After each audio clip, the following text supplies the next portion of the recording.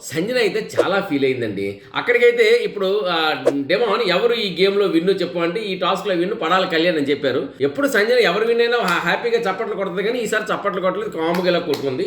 లోపలికెళ్ళింది. సరే అర్థమవుతుంది. ఎందుకంటే ఆ పాపం ఆమె ఓడిపోయింది. ఓడిపోవడంలో కూడా ఏంటంటే లోపలికెళ్ళి ఆమె ఏమనుకుంటుందంటే ఏడుస్తుంది కెమెరా ముందు. నేను అంటే కళ్యాణ్ గెలిచాడని ఆమె బాధపడలేదు. తను ఈ ఆటలో నేను ఏ ఆటలోని గెలవలేకపోతున్నాను. ఈ ఆటలో గెలవడానికి చివరి వరకు వచ్చాను. చివరికి నేను గెలిచుంటే ఎంత బాగున్ను. తన కొడుకు కూతురు పేరు చెప్పుకుంటూ వాళ్ళు చూసి మా మమ్మీ ఓడిపోతుంది అనుకుంటున్నారు. ఒక్క గేమ్ గెలలేకపోతున్నాను అంటూ తను బాధపడింది. అంటే ఈ ఒక్క గేమ్ గెలిచున్నా నేను ఒక్కటైనా గెలిచాను అనిపించుకుంటుందండి. నేను ఏ గేమ్ గెలవలేకపోతున్నానే అని చెప్తూ ఆమె బాధపడిందండి.